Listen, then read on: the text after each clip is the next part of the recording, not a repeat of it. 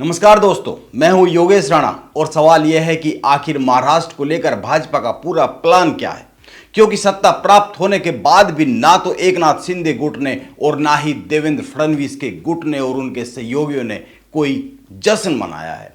उस तरह का जश्न नहीं मनाया है जैसा अक्सर सत्ता हाथ में आने के बाद मनाया जाता है। सत्ता हाथ में आने के बाद चारों तरफ जश्न और समारोह शुरू हो जाते हैं, जुलूस निकाले जाते हैं, नेताओं के स्वागत समारोह किए जाते हैं। लेकिन आप महाराष्ट्र को लेकर पूरी मीडिया को खंगाल डालिए, वहां के बड़े नेताओं के सोशल मीडिया अकाउंट्स को खंगाल डालिए, कहीं पर भी कुछ ऐसा नहीं दिखता है जैसा जश्न होना चाहिए। इसके उल्टे कई सारी बातें ऐसी है और इस तरफ इशारा कर रही है कि महाराष्ट्र की राजनीतिक उलटफेर की कहानी अभी अंत तक नहीं पहुंची है, अभी यह मध्यांतर में है, इसके आगे का सफर शुरू होने ही वाला है।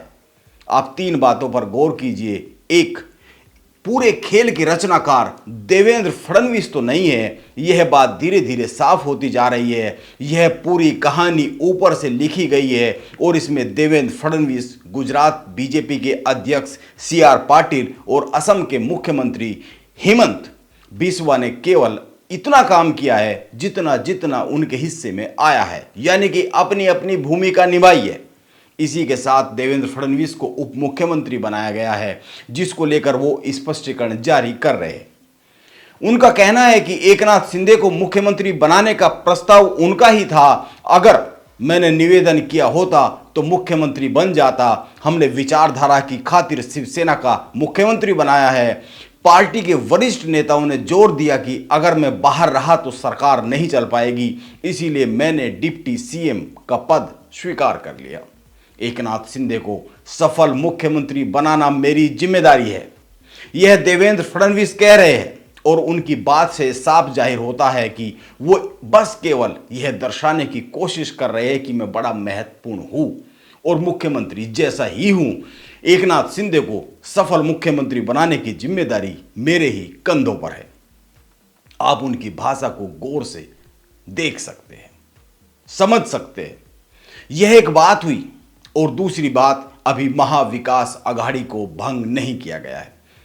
तीनों पार्टियों के बीच गठबंधन जारी है। शरद पवार ने तीनों पार्टियों को एक साथ रहने की जरूरत बताई है। वो ऐसा क्यों कह रहे हैं? इसके पीछे सबसे बड़ी वजह तो यह है कि भाजपा ने एकनाथ शिंदे को मुख्यमंत्री बनाकर सभी को चिंता में डाल दिया है। सभी को अपने अपने हिस्से के मराठा वोट की चिंता सता रही है। और तीसरी बात, एकनाथ शिंदे और उद्धव ठाकरे के बीच यह साबित करने के लिए लड़ाई लंबी चलने वाली है कि असली शिवसेना कौन है। यह लड़ाई चुनाव आयोग, अदालत और अंत में मतदाताओं तक जाएगी। और चुनाव के समय जब यह लड़ाई मतदाताओं में जनता के बीच जाएगी, उसी समय पर यह एक महत्वपूर्ण मोड़ पर होगी। उसी समय पर एक बड़े उलटफेर की उम्मीद भाजपा का शीर्ष नेतृत्व लगाए हुए बैठा हुआ है, क्योंकि यह लड़ाई धीरे धीरे एकनाथ शिंदे और उद्धव ठाकरे दोनों को ही कमजोर करेगी। इसको आप इस तरीके से समझिए, उद्धव ठाकरे कहते हैं कि हिंदुत्व की सही लाइन पर हम खड़े हैं, एकनाथ शिंदे कहते हैं कि हिंदुत्व की सही लाइन पर हम खड़े हैं, और भाजपा को तो कुछ कहने की जरूरत ही नहीं है, वो तो खड़ी ही हिंदुत्व की लाइन पर है। इसीलिए धीरे धीरे हिंदुत्व की सारी कमान भाजपा के हाथ में महाराष्ट्र में आ जाने वाली है, क्योंकि वोटर तीनों के बीच में कंफ्यूज होकर किसी एक को ही तो चुनेगा, और किसको चुनेगा? जो सबसे बड़ा है उसी को चुनेगा, क्योंकि वो सत्ता और संसाधन के मामले में दोनों से, बाकी दोनों से बहुत ऊपर है। और आखिर तक आते आते एकनाथ शिंदे भाजपा के केवल एक सहयोगी जैसे रह जाएंगे, यह एक समझना चाहिए। इसके साथ ही महाराष्ट्र में कांग्रेस वैसे भी पतन की ओर है, इसके अलावा बचती है NCP। लेकिन आप इस बात पर गौर कीजिए, और वो यह कि शरद पवार के अलावा पार्टी का नेतृत्व करने के लिए NCP के पास है कौन? यह एक सवाल है। और इन्हीं सवालों से होते हुए जब आप महाराष्ट्र की राजनीति को देखते हैं तो ऐसे लगता है कि भाजपा देश के एक बहुत ही महत्वपूर्ण प्रदेश पर कब्जे की दिशा में धीरे धीरे लेकिन दबे पांव बढ़ रही है। आने वाले समय में जो थोड़ा बहुत मुकाबला होगा वो शरद पवार के साथ होगा।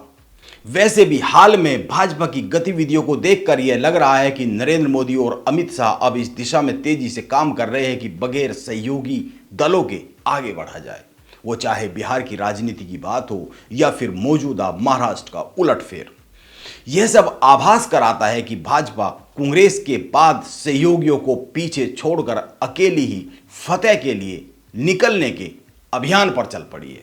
लेकिन देखना यह होगा कि इसमें नरेंद्र मोदी और अमित शाह की रणनीति कितनी सफल हो पाती है, क्योंकि महाराष्ट्र में शिंदे को अभी भी यह डर तो होगा ही कि उनके साथ जो 40 विधायक शिवसेना से आए हैं, और यह भी साफ सी बात है कि 40 के 40 को सरकार में शामिल किया नहीं जा सकता है, इसीलिए जिनको उचित इनाम नहीं मिलेगा वो उद्धव ठाकरे के द्वार की ओर एक बार फिर मुंह कर खड़े हो सकते हैं।